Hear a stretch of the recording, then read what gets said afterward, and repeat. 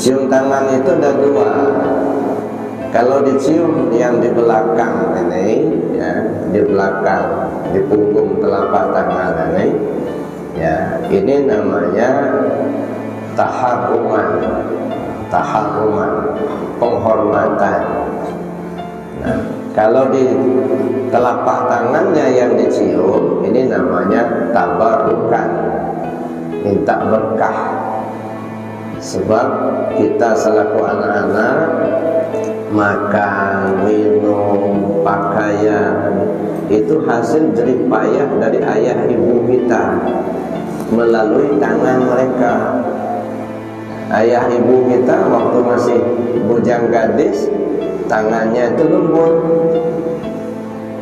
tapi karena berusaha bekerja di sawah, di ladang, atau jadi pertukangan untuk mencari nafkah menghidupi anak-anaknya, maka tangannya menjadi kasar, ya. Oleh karena itu kita cium telapak tangan, minta berkah ayah, minta berkah bu. Melalui telapak tangan ayah dan ibu inilah saya mendapatkan, ya, apa namanya, kenikmatan itu. Nah, makanya yang kita cium itu, kalau punggung namanya taharuman, penghormatan. Kalau telapak tangan namanya tabarukan, ya, minta berkah. Nah, dicium benar. Nah, dihirup, jadi hanya bukan ditempelan aja, ya. Dan tidak perlu digosok-gosokkan. Ini enggak, kadang-kadang cium digosok-gosokkan, ya. Kalau ada kumisnya, mendingan juga, geli juga, kena kumisnya kan. Gak usah digosok-gosok, cium, dihirup. Nah, ya. Supaya apa? Nur, aura ayah, badan ayah ibu kita masuk ke tubuh kita selaku anak, sehingga timbul kepatuhan, ketaatan, ketundukan, penghormatan sama ayah bunda kita sendiri. Nggak berani melawan. Kenapa? Aura ayah ibu kita masuk ke tubuh kita. Itu gunanya mencium. Jadi bukan hanya ditempelkan di pipi atau di jidat, enggak, dicium. Ya. Nah, ciumnya di sini punggung tangan ini taharuman, penghormatan. Kalau telapak tangan tabarukan, minta keberkahan. Paham anak-anak ya? Nah, juga begitu ibu-ibu bapak, dia diajarkan sama anak-anak di rumah. Jarang-jarang disampaikan seperti itu, kan? Makanya anak-anak kita salamannya di sini dia, atau ke jidat. Nah, kadang-kadang yang aneh juga, mau sekolah sama ayah ibunya dadah, sama ayah ibu mau pergi sekolah dadah, salaman dulu. Nah, sebab jadi anak itu bapak ibu ya, ada beberapa model ya.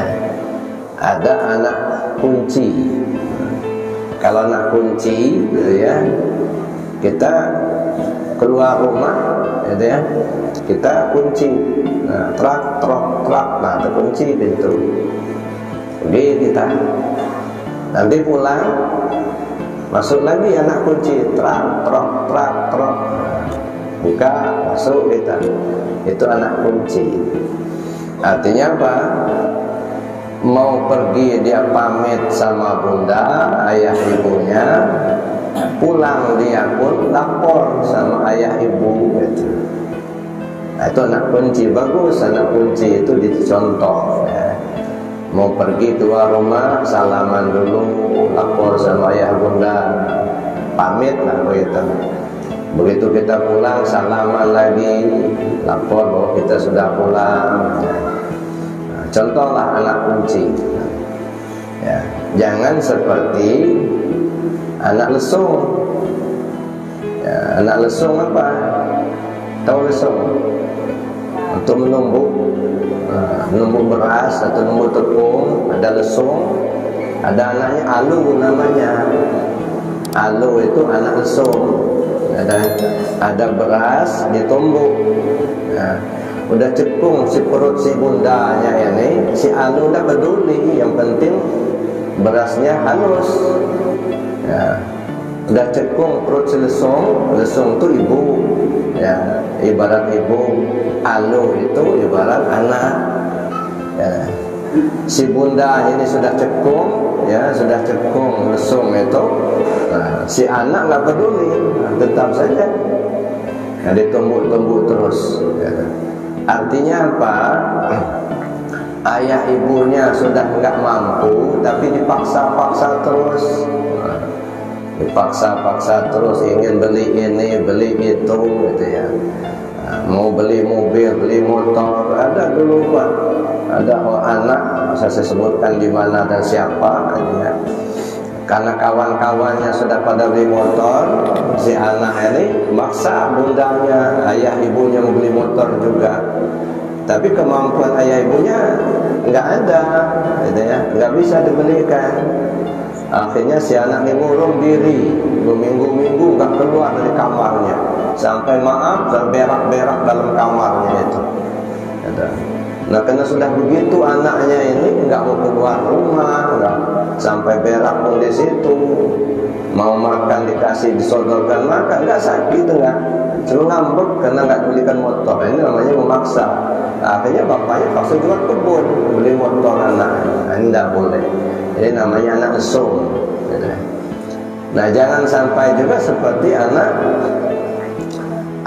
ayam, ya, ayam beranak itik. Kan ayam ngeram, diambil telurnya, begitu ayam itu naik ke sangkarnya itu mau ngeram, begitu dia datang ngelihat telurnya alangkah gedenya, telur dua. Pagi tadi kecil-kecil katanya, sekarang pada gede-gede. Rupanya oleh yang punya ayam itu, telur ayamnya diambil, diganti telur bebek. Tapi apa boleh buatlah, nasib. Nah, diramnya juga biasa, udah pengalaman yang sudah 21 hari udah netes. Ini belum netes, karena kan itu kan 28 hari baru netes. Diramin juga itu. Nah, sampai waktunya netes lah 28 hari netes. Turunlah anak itik tadi. Nah, ini namanya itik, jalan. Pergilah ke sawah, pergi ke kolam, berenang dia di kolam. Emaknya mekik-mekik dari pinggir. Nah, jangan berenang, dari nenek kita dulu nggak pernah berenang.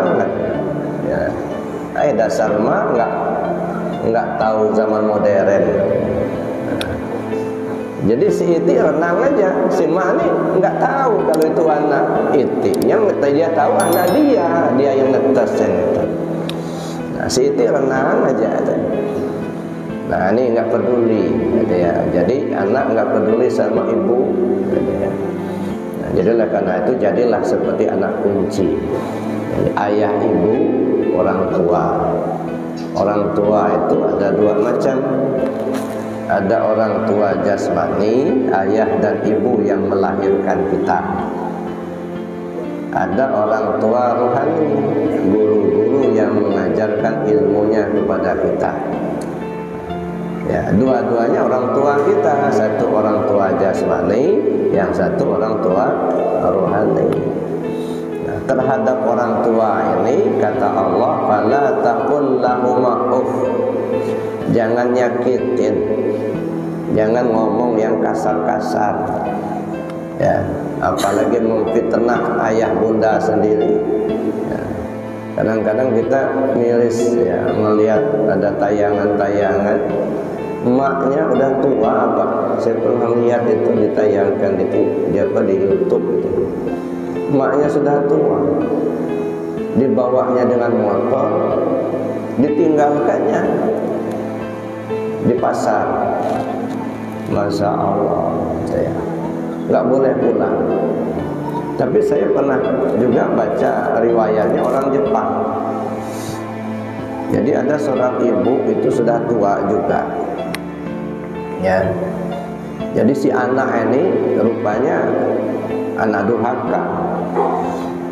Akhirnya ibunya dibawanya ke hutan. Nah, tapi si ibu ini tadi setiap ketemu batang dia bawa kapur tulis itu. Setiap ketemu batang tanda kalinya. Jadi ketemu batang tanda kalinya juga. Ada sampai jauh itu ya di hutan rimba itu.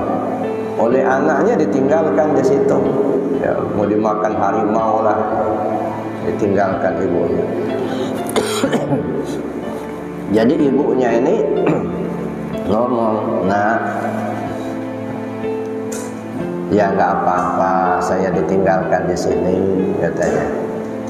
"Pulanglah kamu, ikuti," katanya, "itu ada tanda silang yang saya bikin tadi di setiap batang itu supaya kamu nggak kesasar," kata si ibu tadi. "Biarlah saya di sini nggak masalah," katanya, "tapi jaga dirimu, ikuti petunjuk yang saya silang tadi biar kamu selamat sampai di rumah." Masya Allah, begitu mulianya hati seorang ibu gitu. Anaknya begitu membuangnya, tapi si ibu tidak putus cintanya kepada anak. Ya, makanya kata orang, ya sayang ibu sepanjang jalan.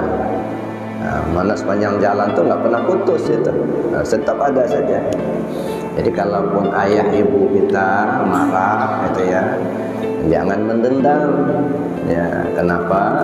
Marahnya ayah ibu kepada anak tidak ubahnya seperti siraman air hujan kepada bumi. Ya, jadi kalau anak enggak pernah dimarahin, ya dimanja-manja terus, sama saja bumi gersang, enggak pernah kesiram air hujan. Nah, jadi kalau ayah ibu marah kepada kalian anak-anak, itu ya, jangan mendendam sama ayah ibu. Ya, kenapa? Itu marahnya ayah ibu kepada anaknya bagaikan siraman air hujan kepada tanah, kepada bumi.